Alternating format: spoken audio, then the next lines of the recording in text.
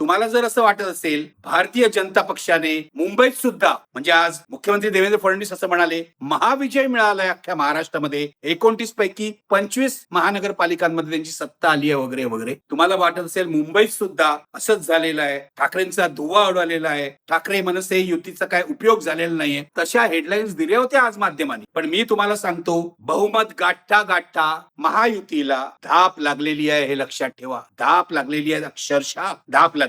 आणि हे बहुमत का मिळालं हे मी तुम्हाला सांगतो. हे केवळ एकनाथ शिंदे यांच्या गद्दारीमुळे आणि अमराठी मतांमुळे मिळालेलं आहे. मुंबईत संपूर्ण मराठी विरुद्ध अमराठी हे ध्रुवीकरण झालेलं आहे. एकनाथ शिंदेच्या ज्या 27 जागा निवडून आलेल्या आहेत, एकनाथ शिंदेनी ही मतं फोडली नसती शिवसेनेची मुळातली मतं, तर मला असं वाटतं भाजपला 100 गाठणं सुद्धा अवघड झालं असतं. तुम्हाला एक आठवण करून देतो, मी मागे सांगितलं होतं भाजपचा इंटरनल रिपोर्ट होता की एकनाथ शिंदेना बरोबर घेतलं नाही तर भाजप 100 सुद्धा गाठू शकत नाही. ते अक्षरशः खरं ठरलेलं आहे. आता जे मी आकडे सांगितले त्यामध्ये भाजपच्या 87 जागा आहेत, त्यात एकनाथ शिंदेच्या 27 ऍड केल्या तर हे बहुमतापर्यंत पोहोचतात. एकनाथ शिंदेशिवाय आणि अमराठी लोकांचं लांगुल चालन केल्याशिवाय भाजपला महापालिकेची सत्ता हातात घेता आली नसती, हे लक्षात. मित्र, खरं तर मराठी जन हो, तुम्हाला आज दिवसभर खूप त्रास झाला असेल, मला माहिती आहे, कारण तो मलाही झाला एक मराठी माणूस, की मराठी माणसाचं मुंबईत कसं होणार भाजपची सत्ता आली. पण दुःख करून घ्यायची अजिबात गरज नाहीये. उद्धव ठाकरेंची शिवसेना, मनसे आणि शरद पवारांचा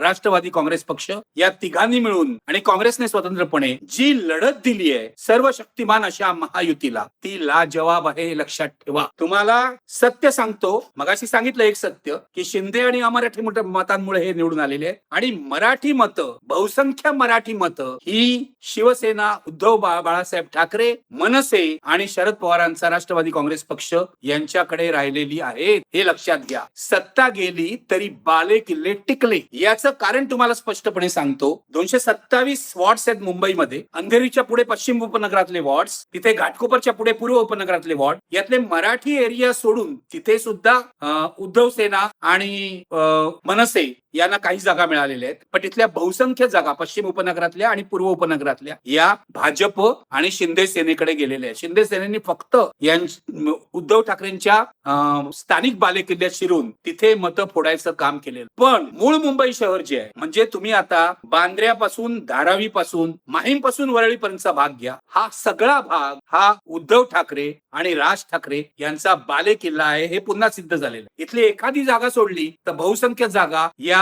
शिवशक्ती म्हणून जी युती आहे, म्हणजे उद्धव ठाकरे आणि राज ठाकरेंची युती, त्यांना मिळाली. पुढे लालबाग, शिवडी, परळ ते अगदी भायखळा, माझगाव पर्यंत एक जागा सोडली तर सर्व जागा या उद्धव ठाकरे, राज ठाकरे यांच्या युतीला मिळालेल्या आहेत, हे विसरू नका. याचा अर्थ काय होतो माहितीये? दक्षिण मुंबईत जिथे जिथे मराठी वस्ती आहेत त्या सर्व जागा उद्धव ठाकरे आणि राज ठाकरे आणि शरद पवारांच्या युतीला मिळाली. याचा अर्थ असा आहे की मराठी माणूस हा उद्धव ठाकरे आणि राज ठाकरे यांच्या पाठीशी उभा राहिलेला आहे, खंबीरपणे उभे राहिले. काही मराठी माणूस इकडे तिकडे गेला असता, उच्चवर्णीय मराठी माणूस, उच्चभ्रू मराठी माणूस बीजेपीकडे गेला असते, मोदी प्रेमी काही गेले असते, शिंदेना काहींनी मतं दिली असते, पण बहुसंख्य मराठी माणूस हा उद्धव आणि राज यांच्या पाठी उभा राहिलेला आहे. त्यांनी ठाकरे बंधूंच्या युतीला मोठा पाठिंबा दिलेला आहे. म्हणून सर्व बालेकिल्ले, मूळ शिवसेनेचे, बाळासाहेब ठाकरेंचे सर्व बालेकिल्ले मुंबईतले सुरक्षित राहिलेले आहेत, ते वाचवलेले आहेत. आता मराठी माणसाला दुहीचा शाप हा इतिहासापासून आहे. शिवाजी महाराजांच्या काळात सुद्धा तो होता,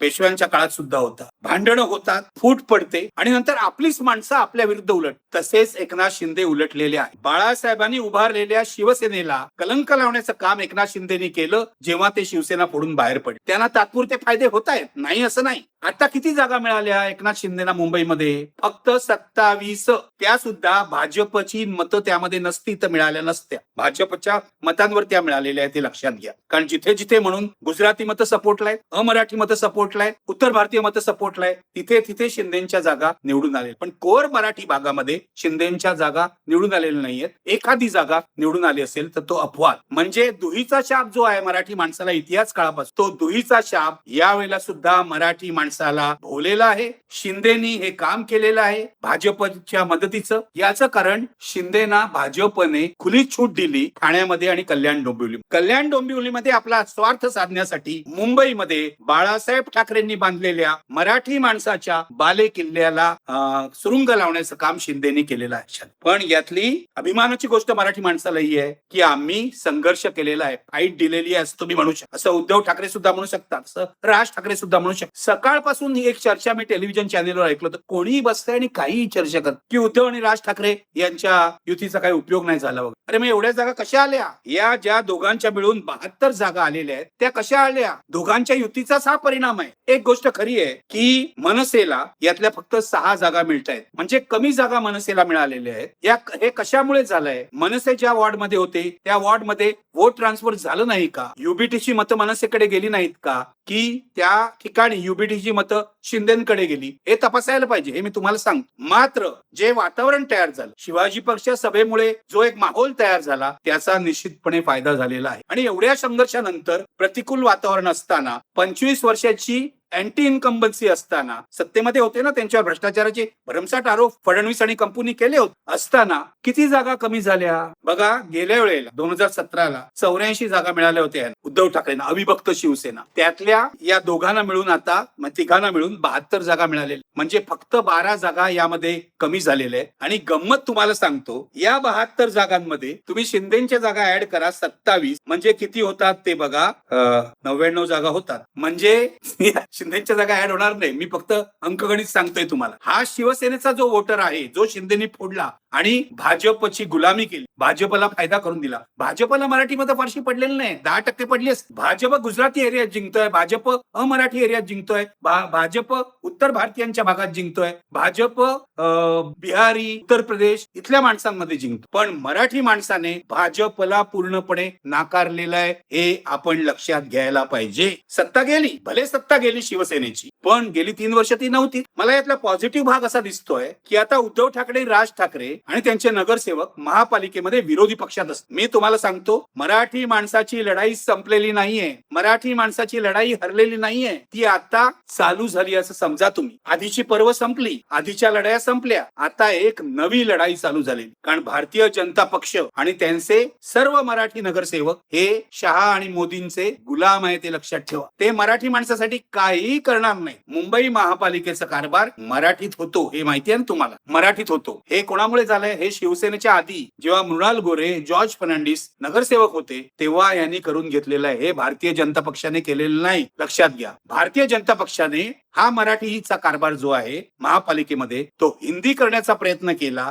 तर संघर्ष करावा लागेल. भारतीय जनता पक्षाने मुंबईचं नाव बॉम्बे करण्याचा पुन्हा प्रयत्न केला तर संघर्ष करावा लागेल. भारतीय जनता पक्ष विजयी झाल्यामुळे गुजराती, उत्तर प्रदेशी, बिहारी लोकांची दादागिरी वाढली तर संघर्ष करावा लागेल. यापेक्षा महत्वाची गोष्ट म्हणजे भाजपचे लोक महापौर मराठी करतील. त्या राहुल नार्वेकरांचे जे भाऊ आहे कुलाब्याहून निवडून आलेले, ज्यांच्याकडे 124 कोटी रुपये संपत्ती आहे, त्या मकरंद नार्वेकरांचं नाव महापौर पदासाठी कालपासून घेतलं जाते. मला माहित नाही ते होतील की नाही, पण नाव घेतलं जात आहे, चर्चा केली जाते त्यांच्या नावावर. होतील सुद्धा ते महापौर. पण हा उच्चभ्रू महापौर मुंबईतल्या गरीब माणसाला, सामान्य माणसाला न्याय देतोय का हे सुद्धा बघावं लागेल. तेव्हा पुढची 5 वर्ष ही संघर्षाची आहे. आणि मी उद्धव आणि राज ठाकरेंना पण स्पष्टपणे सांगू इच्छितो, आत्मपरीक्षण करा, कुठे आपण कमी पडलो हे बघा आणि त्याप्रमाणे पुन्हा एकदा पुनश्च हरिओम करा, संघटना बांधण्याचा प्रयत्न करा, पुन्हा एकदा लोकांशी जोडून घ्या. केवळ निवडणुकीपुरतं नाही. एकनाथ शिंदेंना ही मतं पडतात, त्याचं कारण त्यांचा जनसंपर्क हे सुद्धा आहे. पैसे वाटतात ती गोष्ट आणखीन वेगळी. पैसे वाटलेले, सर्वत्र पैसे वाटलेले आहेत आणि येऊन येऊन लोक सांगतात की आम्हाला 2000 मिळाले, आम्हाला 30,000 रुपयाचा हॅम्पर मिळाला, आम्हाला हे मिळालं, आम्हाला ते मिळालं. फेसबुकवर लोक लिहित आहेत. हे मुंबईत सुद्धा झालेलं आहे. मी येतो बाकीच्या महापालिकांकडे नंतर, पण आधी मुंबई विषयी बोलूया. माझा मुद्दा एवढाच आहे की बाले किल्ले टिकवण्यात यश आलेलं आहे ठाकरे बिंदूंना. हे बाले किल्ले टिकवल्यानंतर आता पुढची लढाई ही मराठी माणसाचे न्याय हक्क टिकवण्यासाठी करावी लागेल. पुढची 5 वर्ष मी म्हटलं तशी संघर्षाची असणार आहे. सभागृहामध्ये लढा, रस्त्यावर लढा, भारतीय जनता पक्षाला दाखवून द्या की तुम्ही मुंबईला आणि मराठी माणसाला गुलाम करू शकत नाही. मी तुम्हाला खरं सांगू का, सत्तेत असताना खूप बंधन असतात राजकीय कार्यकर्त्यांना, विरोधी पक्षात असताना अजिबात बंधनं नसतात. त्यामुळे ते रस्त्यावर उतरू शकतात, आंदोलन करू शकतात. जमिनी विकायचा प्रयत्न झाला. आता बघा, तुम्हाला गंमत सांगतो, भाजपचे जे दलाल आहेत, एक सतत आपण नाव ऐकतो, मोहित कंबोज. हा दलाल गेले अनेक दिवस दिसत नव्हता. SRA योजनांमध्ये त्याला फेवर केलं, त्याला गैरफायदे दिले असा आरोप वर्षा गायकवाड यांनी केला होता. त्यानंतर तो गायब झाला. अचानक तो कालपासून दिसायला लागला आणि बाकी तर करायला लागला भाजपला किती जागा मिळेल. असल्या दलालांना मुंबई महापालिकेत भाजपने उभं केलं तर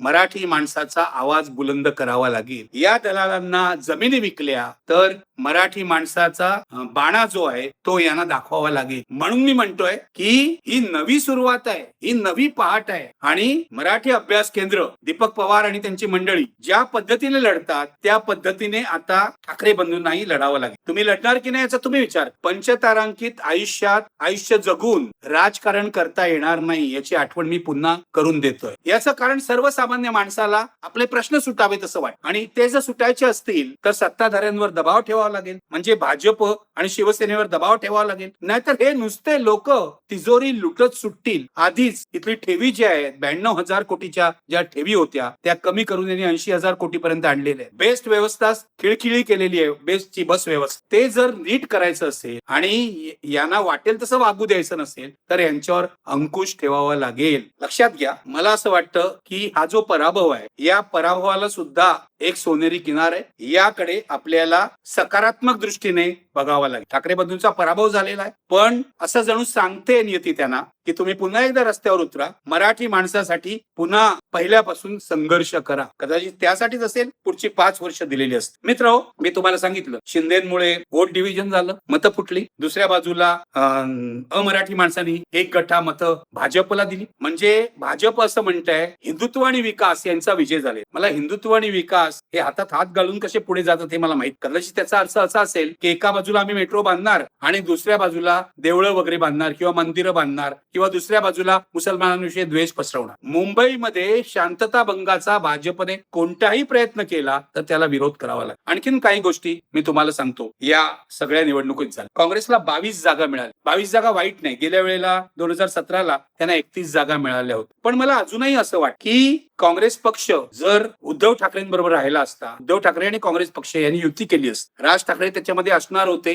काँग्रेस पक्षाने जरा दुर्लक्ष करायला पाहिजे होते. काँग्रेस पक्षाने राज ठाकरे यांच्यापेक्षा ज्याला म्हणतात एक्स्ट्रीमिस्ट भूमिका घेणाऱ्या लोकांची युती केली आहे केरळमध्ये आणि इतर. त्यामुळे राज ठाकरेंवरचा त्यांचा जो आक्षेप होता की ते उत्तर भारतीयांविरुद्ध बोलतात वगैरे, त्याला काही तसा अर्थ नव्हता. मला असं वाटतं की याची युती काँग्रेस पक्ष यांच्याबरोबर राहिला असता तर सत्ता आली असती. हे मी तुम्हाला सांगतो. काँग्रेसने वेगळा लढण्याचा निर्णय जो घेतला तो पूर्णपणे चुकलेला आहे. त्यामुळे काँग्रेसच्या जागा सुद्धा कमी झालेल्या आहेत आणि मुस्लिम मतांमध्ये सुद्धा एक फूट पडलेली आहे, डिव्हिजन झालेलं आहे. बघा, MIMचे सुद्धा उमेदवार निवडून आलेले आहेत, नगरसेवक निवडून आलेले, समाजवादी पक्षाचे निवडून आलेले, नवाब मलिक यांचे काही उमेदवार निवडून आले. तिरंगी चौरंगी लढती झालेल्या आहेत. यामध्ये मुस्लिम मतांमध्ये फूट झालेली आहे. आणि दुसरी एक गोष्ट महत्वाची आहे, एक्झिट पोल, ऍक्सिस माय इंडिया एक्झिट पोल मध्ये त्यांनी जे मतांच्या टक्केवारीचे आकडे दिले होते त्यामध्ये त्यांनी 42% मतं ही भाजप आणि शिंदेच्या शिवसेनेला पडतील असं म्हटलं होतं. आता प्रत्यक्ष किती पडली आहेत हे आपल्याला कळण्यासाठी थांबावं लागेल. पण ऍक्सिस माय इंडियाचा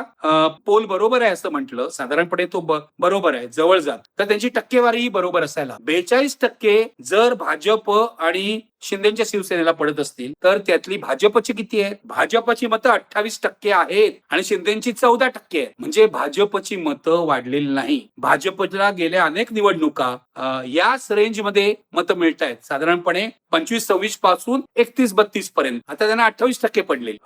उद्धव ठाकरेंच्या शिवसेनेची मतं किती आहेत? उद्धव ठाकरेंची शिवसेना आणि मनसे मिळून ते 32% मतं दाखवत आहेत. 32% 60% मतं ही मनसेची आहेत. 32% मधून 60% काढून टाका, 25% उरतात. म्हणजे उद्धव ठाकरेंची मतं सुद्धा 25% आहेत. जी आहेत ती इंटॅक्ट राहिलेली आहे, वाढलेली नाही आहेत पण इंटॅक्ट राहिलेली नाही आहेत. म्हणूनच हे बाले किल्ले शाबूत राहिलेले आहेत, हे लक्षात घ्या. आता उद्धव ठाकरेंची 25% मतं, मनसेची 60% मतं, 32% मतं, अधिक जर काँग्रेसची जी मतं आहेत साधारणपणे 17% मतं आहेत, ही जर ऍड झाली असती तर 32 अधिक 17 49% मतं झाली असती, हे लक्षात घ्या. असं गणित राजकारणात होत नाही मला माहितीये, आहे, तरी सुद्धा तुम्हाला सांगतो 17% मतं ऍड नाही झाली असं म्हणा, काँग्रेसची 15% मतं ऍड झाली म्हणा, तरी सुद्धा 32 वरून 47% मतं होतात. क्लिअर विन म्हणजे पूर्ण विजय झाला असता या आघाडीचा. यांना बहुमतच मिळालं असतं काँग्रेस जर यांच्या बरोबर लढलं असतं. पण उद्धव ठाकरेंनी ही गडबड केली. काँग्रेसचेही काही नेते असं म्हणायला लागले, नाही आम्हाला स्वतंत्र लढायचंय. त्यांना असं वाटत होतं की आपण आपल्या कार्यकर्त्यांना संधी देऊ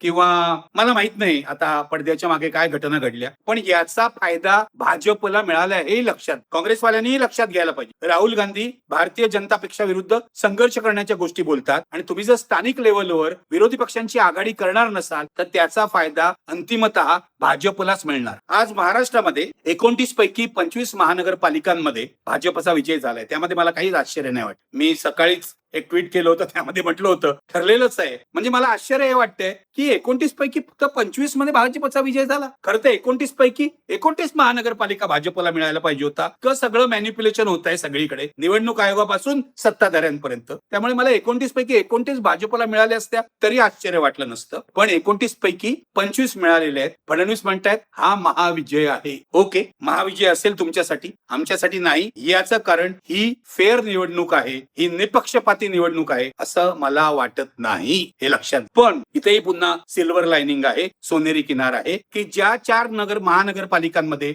विरोधी पक्ष जिंकलाय, लातूर सारख्या ठिकाणी, परभणी सारख्या ठिकाणी, तिथे का जिंकला विरोधी पक्ष? लातूरला तर रवींद्र चव्हाणांनी जाऊन शेण खाल्लं, विलासरावांबद्दल काहीतरी बोलले, विलासरावांचं गुडविल काय आहे हे त्यांना कळलं नाही, त्यामुळे लातूरचा निर्णय फिरला असं लोक म्हणतात. पण त्यामुळेच फक्त निर्णय फिरला नाही, तिथे विरोधी पक्ष होता भाजप विरुद्ध, म्हणून लोकांनी त्याला मतं दिली. जिथे जिथे विरोधी पक्षाचं अस्तित्व दिसलंय तिथे तिथे भाजप विरोधी मतं त्यांना पडलेली आहे, जशी मुंबईत पडलेली. मुंबईत संघर्ष झाला, भाजपला सत्ता मिळाली, हे सगळं बरोबर आहे. पण तरी सुद्धा विरोधी मतं जी आहेत भाजपच्या, मी मगाशी सांगितल्याप्रमाणे 114 विरुद्ध 94 असं होतंय ना. 114 विरुद्ध 94 म्हणजे किती फरक आहे? फक्त 20 नगरसेवकांचा फरक आहे, 20 जागांचा फरक आहे. प्रत्येक गोष्टीमध्ये विरोधी पक्षाला सत्ताधाऱ्यांना जाब विचारता येईल. मुद्दा माझा असा आहे की विरोधी पक्षांनी सुद्धा हतबल न होता पराभवात भाजप प्रचंड विजय मिळवतोय. मला काही आश्चर्य नाही वाटलं. नगरपालिका निवडणुकीत जे झालं, भाजप नंबर 1 पक्ष झाला, शिंदे नंबर 2 पक्ष झाले, तेच पुन्हा होणार. दोघांची युती आहे. जोपर्यंत शिंदेना फेकून देत नाहीत, अडगळीत काढत नाहीत, तोपर्यंत ते वाटून खाणार. यावेळेला अजित पवार जरा बाहेर गेलेले. अजित पवारांनी तोंड उघडलं, भाजपवर आरोप केले. पुण्यामध्ये त्यांना अपयश आलं, पिंपरी चिंचवडला अपयश आलं. त्यामुळे अजित पवार आता भाजपच्या मर्जीतून उतरतात का ते बघावं लागेल. पण विरोधी पक्ष जागा असेल तर लोक विरोधकांना मत देतात, हे पुन्हा एकदा सिद्ध झालेलं आहे. सत्तेचा वरवंटा चालवला तरी लोक उभे राहतात, हे मुंबईत सुद्धा सिद्ध झालेलं आहे. मराठी माणूस हा ठाकरे बंधूंच्या पाठी उभा राहिलेला आहे, हे लक्षात घ्या. ठाकरे बंधूंशी मतभेद असलेले अनेक लोकही ठाकरे बंधूंना मत देऊन गेलेले. ही लढाई पुढे चालली पाहिजे. मी महाराष्ट्रातल्या ज्या इतर महानगरपालिका आहेत जिथे जिथे भाजपला विजय मिळाले त्यांचंही विश्लेषण करणार आहे, पण आज नाही. आज फक्त मुंबई सर्वात श्रीमंत महानगरपालिका, 74,000 कोटीचं ज्याचं बजेट आहे, अशी महानगरपालिका आता भाजप सत्तेत आल्यावर लुटून खाणार की आणखी काय करणार हे बघायचं. आणि त्यांना आपण म्हणजे जनता किंवा विरोधी पक्ष जे आता बनलेले आहेत, विरोधी पक्ष उद्धव ठाकरे, शिवसेना, मनसे, शरद पवार यांचा राष्ट्रवादी काँग्रेस पक्ष, काँग्रेस आणि इतर छोटे पक्ष हे लुटू देणार का, हा खरा प्रश्न. मित्र, आज एवढंच पुरे. अधिक सविस्तर उद्या आकडे आल्यावर मी बोलीन. आकड्यांची मी वाट बघतोय, कोणाला किती टक्के मत मिळाली आहेत, काय मिळाली. पण शेवटी एकच सांगतो, जे आज मुख्यमंत्री देवेंद्र फडणवीस म्हणाले की सौजन्याने वागा, असं त्यांनी भाजपच्या कार्यकर्त्यांना सांगितलं. धिंगाणा घालायला सुरुवातच केली होती. मराठी माणसाला आपला पराभव झाला असं वाटतंय, मराठी माणूस दुःखी आहे याचंही भान न बाळगता जे अमराठी मतांवर जिंकले त्यांनी धिंगाणा घालायला सुरुवात केली होती. त्यातला सगळ्यात धिंगाणेबाज विकृत माणूस म्हणजे नितेश राणे. त्यांनी काय आजकाल विचार बोलायला सुरुवात केली होती. विजयानंतर सभ्यता, प्रगल्भता या गोष्टी त्यांच्या गावी नाही, संस्कारच नाहीत, तर या गोष्टी येणार कुठून? फडणवीसांना जाहीरपणे त्यांचं नाव न घेता सांगावं लागतं की संयम बाळगा. यातच सगळं आलं. संयम सोडून बोलतच होते आज भाजपचे प्रवक्ते. तुम्ही बघितलं असेल विविध टीव्ही चॅनलला, संयम सोडूनच बोलत होते. माझं म्हणणं आहे की हे सत्तेचा माज चढलेलं जंगली जनावर आहे, त्याला वेसण घालावी लागणार. शाबूत राहा आणि अजिबात दुःख मूर्ख मानू नका, नव्या संघर्षाला तयार व्हा. तुम्हाला असं वाटेल मी फडणवीसांना शुभेच्छा का नाही दिल्या, एवढा त्यांचा महाविजय झाला. फेअर इलेक्शन असतं तर मी शुभेच्छा दिल्या असत्या, आजपर्यंत सगळ्यांना दिलेल्या आहेत. पण विधानसभेपासून माझ्या मनात एकच प्रश्न आहे, हा महाविजय आहे की महाघोटाळा आहे? तेव्हाही हाच प्रश्न पडला, नगरपंचायतला, नगर परिषदलाही हाच प्रश्न पडला, महापालिकेलाही मला असं वाटतंय की फेअर इलेक्शन नाहीये, निपक्षपाती निवडणूक नाहीये. सत्ताधाऱ्यांनी सगळी साधन सामग्री आपल्या मुठीत ठेवलेली आहे आणि विरोधी पक्षाला दडपण्याचा ते प्रयत्न करतात. अशा लबाडीने तुम्ही विजय मिळवत असाल तर तुम्हाला कशा काय शुभेच्छा द्यायच्या? मी बदमाशांना, भ्रष्टाचाऱ्यांना, कावेबाजांना शुभेच्छा देत तेव्हा मला माफ करा. आज माझ्या ज्या शुभेच्छा आहेत त्या सर्वसामान्य जनतेला आहेत, कारण पुढे काय त्यांना बघावं लागणार आहे मला माहित. मी एवढंच सांगतो, सत्तेचा माज यांनी दाखवला तर आवाज बुलंद करायचा, यांच्या विरोधात बोलायचं. तुमच्यावर अन्याय होईल तेव्हा पुन्हा एकदा तुमचा आवाज बुलंद करण्यासाठी हा निखिल वागळे प्रयत्न करेल.